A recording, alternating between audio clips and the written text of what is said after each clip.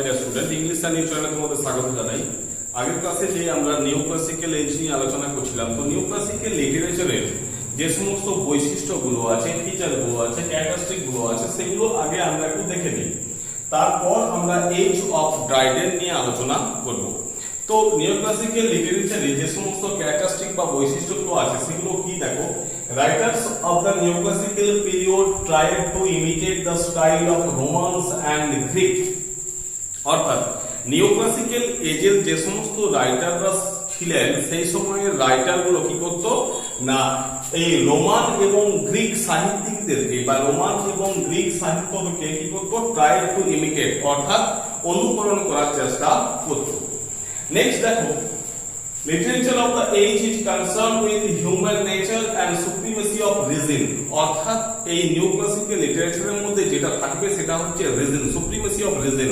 অর্থাৎ যেখানে একটা যুক্তি থাকবে, যেখানে একটা কারণ থাকবে, আর কি না এখানে কি থাকবে না হিউম্যান নেচার, অর্থাৎ কি না মানুষের যে বৈশিষ্ট্য, মানুষ সম্বন্ধীয় এরকম কিছু, এবং যেখানে যুক্তি থাকবে অর্থাৎ যেখানে কারণ থাকবে, এই সব সাবজেক্ট নিয়েই এই নিউ ক্লাসিক্যাল এজের রাইটাররা লেখালেখি করতেন। Next, consider man as a limited being having limited power. অর্থাৎ নিউ ক্লাসিক্যাল এজের সেই সমস্ত সাহিত্যিকরা কি মনে করতেন না, মানুষকে অর্থাৎ হিউম্যান বিংকে মনে করতেন যে এদের কি আছে না একটা লিমিটেড পাওয়ার আছে, লিমিটেড স্পেয়ার আছে, আর কি না এরা কিন্তু একটা যে লিমিটেড বিং অর্থাৎ এরা সমস্ত কিছু করতে পারে সেরকম ব্যাপারটা কিন্তু নয়, এদেরও একটা ক্ষমতা বা এদের যে পাওয়ার আছে সেগুলো কিন্তু একটা লিমিটেড স্পেয়ারের মধ্যে থাকে। Next, the literature of the age was mostly comic and satire. অর্থাৎ এই সময়কাল অর্থাৎ এই আমার নিওক্লাসিক্যাল এজের রাইটারদের মধ্যে যে সাহিত্যগুলো লিখতো সেই সাহিত্যগুলো বেশিরভাগ ক্ষেত্রে কি আছে না কমিক অ্যান্ড স্যাটায়ার, অর্থাৎ সাবজেক্ট অফ দ্য রাইটিং সেক্ষেত্রে কি না সেটা হচ্ছে কমিক আর স্যাটায়ার। অর্থাৎ যেখানে কমিক থাকতো এবং স্যাটায়ার থাকতো, অর্থাৎ বিদ্রূপাত্মক বিষয়বস্তু নিয়েও কিন্তু এই সময় সাহিত্য রচনা করা হয়েছিল। তো এইগুলো হচ্ছে নিওক্লাসিক্যাল এজের সাহিত্যের বৈশিষ্ট্য, ঠিক আছে। তারপর কি আসছে দেখো, তারপর আসছে আমাদের এজ অফ ড্রাইডেন। অর্থাৎ এরপরেই আমরা আলোচনা করব এজ অফ ড্রাইডেন নিয়ে। সেখানে কি আছে 1660 থেকে 1700 সাল, অর্থাৎ 1660 থেকে 1700 সালের যে সময়সীমা সেই সময়সীমাটাকে বলছি আমরা এজ অফ ড্রাইডেন, অর্থাৎ ড্রাইডেনের যুগ।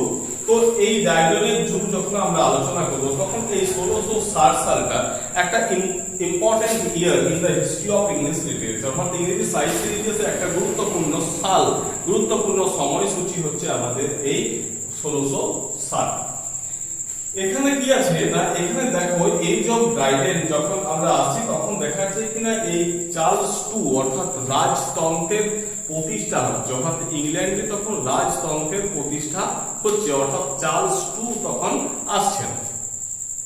এরপর দেখো এই এজ অফ ড্রাইডেনের সময় কি হয় না, এই সময় যখন আমরা এই সময়ে 1660 থেকে 1700 সালের যে সমস্ত লেখকরা ছিলেন এই সময়কালের আমাদের যে লেখাগুলো ছিল সেই লেখার মধ্যে কি ছিল না একটা ফ্রান্সের ইনফ্লুয়েন্স ছিল, অর্থাৎ ইনফ্লুয়েন্স অফ ফ্রান্স।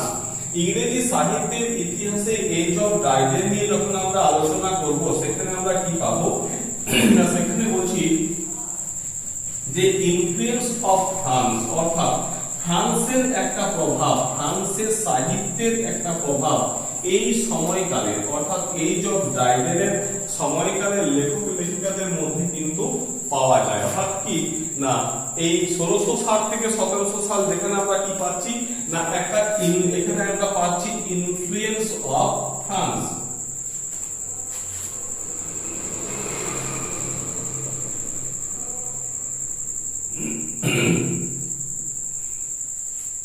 অর্থাৎ ফ্রান্সের সাহিত্যের একটা প্রভাব পাচ্ছি কিরকম না,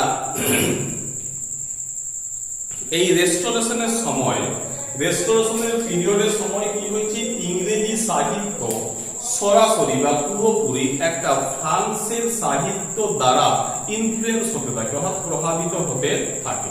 অর্থাৎ একটা ডাইরেক্ট প্রভাব এবং খুবই গুরুত্বপূর্ণ ভাবে ভীষণভাবে একটা ফ্রান্সের বা ফ্রেঞ্চ লিটারেচারের প্রভাব এই সময়কাল অর্থাৎ রেস্টোরেশন পিরিয়ডের যে লেখাগুলো ছিল তাদের মধ্যে কিন্তু পড়ে।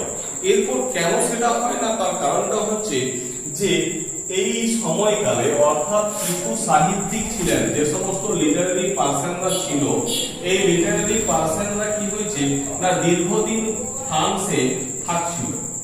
তো এই দীর্ঘদিন ফ্রান্সে থাকার ফলে কি হয় না তারা এই ফ্রান্সের যে সাহিত্যগুলো ছিল সেই ফ্রান্সের সাহিত্যগুলোকে কি করে না they deeply drum the French literature, অর্থাৎ ফরাসি সাহিত্যগুলোকে তারা গভীরভাবে নিজেদের মধ্যে আয়ত্ত করতে থাকে, তারা হ্যাবিচুয়েট হয়ে যায় এই ফ্রেঞ্চ লিটারেচারের সাথে। এরপর কি না যখন এই সমস্ত সাহিত্যিকরা যখন কি হয়েছে না when they return, অর্থাৎ যখন তারা কি হয়েছে না যখন তারা ফিরল, কোথায় ফিরল না যখন তারা ফিরল ইংল্যান্ডে, অর্থাৎ যখন তারা ইংল্যান্ডে ফেরে তখন ইংল্যান্ডে ফিরলে কি হবে, ইংল্যান্ডে ফিরলেও কিন্তু তাদের মধ্যে ফরাসি সাহিত্যের একটা প্রভাব তাদের লেখার মধ্যে একটা চলেই আসে, অর্থাৎ তারা যেহেতু হ্যাবিচুয়েট হয়ে গেছে দীর্ঘদিন এই ফরাসি সাহিত্য নিয়ে তারা সেখানে ছিল, তারপর যতই তারা ইংল্যান্ডে ফিরে আসতো না কেন তারা কি করেছিল যেহেতু আগে তারা deeply drank the French literature, তো তারা ভীষণ ভাবে সেটাকে গ্রহণ করে ফেলেছিল। তার জন্য কি হয়েছে না তখন তারা ভাবতো কি না এই ইংলিশ লিটারেচারটাও ইংলিশ লিটারেচার কি হবে না ইংলিশ লিটারেচারকেও কিন্তু অবশ্যই চাইছিল কি না তার এই ইংলিশ লিটারেচার যেন ফ্রেঞ্চ লিটারেচারকে যেন কি করে না অনুকরণ করে, অর্থাৎ ফ্রেঞ্চ লিটারেচারের মতোই যেন ইংলিশ লিটারেচার চলতে থাকে, অর্থাৎ they should follow the French in style, অর্থাৎ সেই সময়ে যে রাইটাররা ছিলেন তারা চাইতেন কি যারা একদা ফ্রান্সে ছিল তারপর যখন তারা ফিরে আসলো ইংল্যান্ডে তখন তারা কি চেয়েছিল না তারা চেয়েছিল যে English literature should follow the French literature, অর্থাৎ ইংরেজি সাহিত্য যেন ফ্রেঞ্চ সাহিত্যকে ফলো করে অনুকরণ করে, এইরকম একটা প্রভাব সেই সময় ছিল। নেক্সট হচ্ছে কি না এই সময়ে যে রাইটিং গুলো লেখা হতো, যে সমস্ত লেখাগুলো লেখা হতো সেগুলো কি না সেগুলো কিন্তু বেসিক্যালি পোলাইট সোসাইটির জন্য, অর্থাৎ পোলাইট সোসাইটি আর ইন্টেলেকচুয়াল সোসাইটির জন্যই লেখা, অর্থাৎ এই সময় যে সাহিত্যগুলো লেখা ছিল সেই সাহিত্যগুলো এসেনশিয়ালি যে সমস্ত লিটারেচার গুলো ছিল এগুলো কাদের জন্য না এই পোলাইট সোসাইটির জন্য, আর কি না এই পোলাইট সোসাইটি আর তোমার কি না পোলাইট সোসাইটি এবং ইন্টেলেকচুয়ালদের জন্যই এই সমস্ত লিটারেচার গুলো সেই সময় লেখা হয়, অর্থাৎ এই আমাদের যে ব্যাপারগুলো অর্থাৎ ব্যাকগ্রাউন্ডটা এই ইনফ্লুয়েন্স অফ ফ্রান্সের যে একটা প্রভাব এই সাহিত্যের মধ্যে ছিল সেগুলো কেন ছিল তার কারণটা আমরা ব্যাখ্যা করলাম যে এই জন্যই কিন্তু ফরাসি সাহিত্যের একটা প্রভাব কিন্তু সেই সময় লেখার মধ্যে সেই সময়ে সাহিত্যিকদের লেখার মধ্যে আমরা খুঁজে পাই।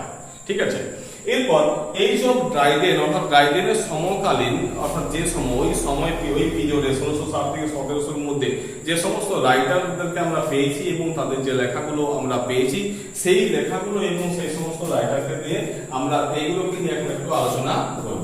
দেখো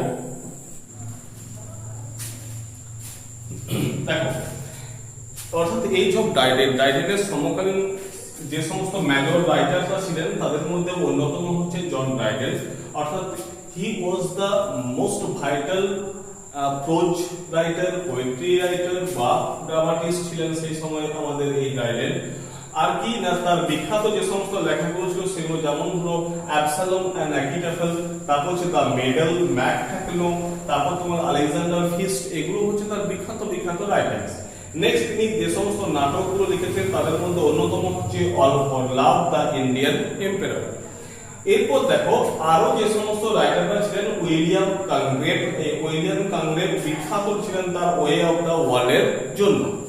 নেক্সট যে সমস্ত রাইটাররা ছিলেন তার মধ্যে অন্যতম স্যামুয়েল বাটলার এবং জন বানায়ার। এখানে স্যামুয়েল বাটলারের তিনি ভীষণভাবে পরিচিত তার হুডি প্রেসের জন্য, অর্থাৎ তার লেখা হুডি প্রেসের জন্য স্যামুয়েল বাটলার ভীষণভাবে বিখ্যাত ছিলেন। তারপর হচ্ছে জন বানায়ার, ইনি বিখ্যাত ছিলেন তার লেখা পিলগ্রিমস প্রোগ্রেসের জন্য।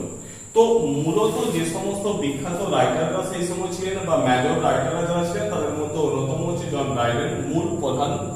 নেক্সট উইলিয়াম কংগ্রেভ, স্যামুয়েল বাটলার এবং জন বানায়ার, এনারাই ছিলেন সেই সময়ের মেজর রাইটার। তো যাই হোক মাই ডিয়ার স্টুডেন্ট, তো আমরা পরবর্তী ভিডিওতে যেটা আলোচনা করব সেটা হচ্ছে এজ অফ সেন্সিবিলিটি, যেটা 1750 থেকে 1798। অর্থাৎ একদম শেষ যে সময়সূচিটা আমরা ভাগ করেছিলাম সেটা নিয়ে নেক্সট ভিডিওতে আমরা আলোচনা করব। আশা করি তোমাদের এই যে ডায়াগ্রামটা বুঝতে সুবিধা হয়েছে। আর পরবর্তী এজ অফ সেন্সিবিলিটি এটা পাওয়ার জন্য অবশ্যই পরবর্তী ভিডিওতে তোমরা নজর রাখবে। Thank you.